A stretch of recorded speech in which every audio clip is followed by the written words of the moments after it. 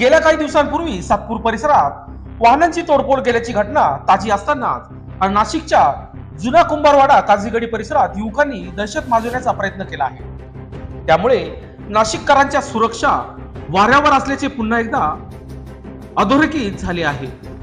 नाशिक शहरातील गुन्हेगारीचे सत्र थांबायचं नाव घेत नसून कधी कोयता गँगची दहशत तर कधी वाहनांची तोडफोड करण्याची दहशत सुरूच आहे। अशातच नाशिकच्या जुना कुंभारवाडा काझीगडी परिसरात गाव गुंडांकडून रस्त्यावरील 5 मोटरसायकल, एक छोटा हत्ती, एक हातगाड्यांची तोडफोड करत वाहनांची जाळपोळ करण्यात आली आहे। मध्यरात्रीच्या घटनेने नागरिकांमध्ये भीतीचे वातावरण असून आरोपींचा पोलिसांकडून शोध सुरू आहे। मात्र सततच्या घटनांमुळे नाशिक पोलिसांचा धाक आहे की नाही असा प्रश्न सध्या उपस्थित केला जात आहे।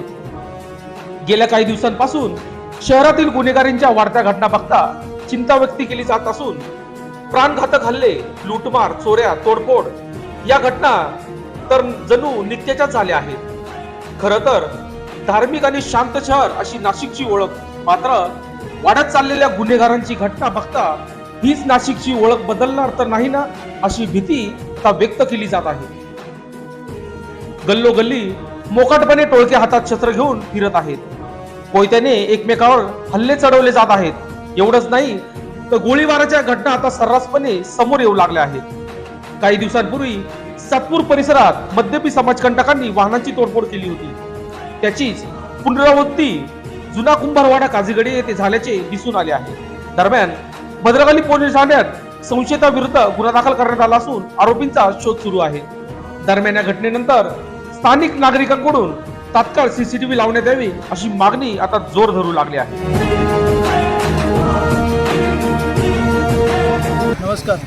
काझीगडी परिसरामध्ये मागच्या 6 महिन्यापासून या घटना वारंवार घडत आहे। इथे मागच्या वेळेस 4 गाड्या जाळल्या होत्या, त्याच्या आधी 2 गाड्या जाळल्या होत्या, आतापर्यंत इथे 8 गाड्यांचा विषय केलेला आहे। नाशिकमध्ये गुन्हेगारी प्रवृत्ती वाढत चाललेली आहे। जुन्या नाशकात असा प्रकार जो आहे वारंवार घडत आहे। याच्यावर जे वरिष्ठ पदाधिकारी आहे यांनी आणि जे कोणी राजकारणी आहेत तर त्यांनी यात सविस्तरपणे लक्ष घालणं अपेक्षित आहे। जर हे असं वारंवार चालू राहिलं तर जुन्या नाशकातलं वातावरण खराब होईल आणि समस्त वरिष्ठांनी यात लक्ष घालून याच्यावर सोल्युशन काढावं।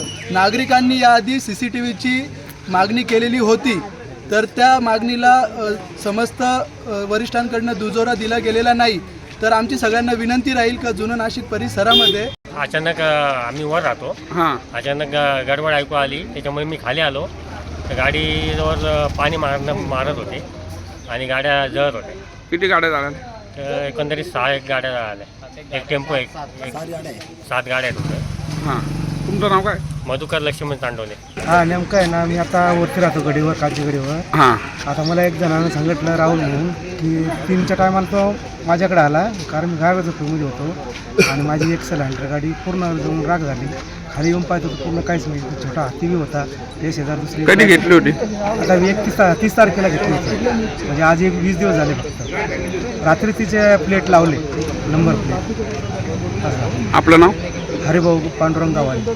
रात्री 2च्या सुमारास गागोरड झाली, 2 सव्वा 2च्या दरम्यान गागोरड झाली। सर्वजण इथून गागून वर आले, बहुतेक गाडीच्या काच फुटायचा आणि टाकी फुटायचा आवाज झाला। तर आम्ही सगळे धावत आलो खाली आणि मग पाणी वगैरे घेऊन पाणी मारत राहिलो। इथं आमची छोटा हत्ती होता, त्याच्या एक्झॅक्ट समोर माझी शाईन होती आणि अजून इथं 2-4 गाड्या, टोटल 7 गाड्या होत्या, पूर्णपणे चढून पूर्ण खाक झालेल्या आहेत। बर, काय कोणाला पाहिलं का? नाही, काहीच नाही। तुमचं नाव? अभिषेक निकुट। लोकशास्त्र न्यूजसाठी विशेष प्रतिनिधी नाशिक।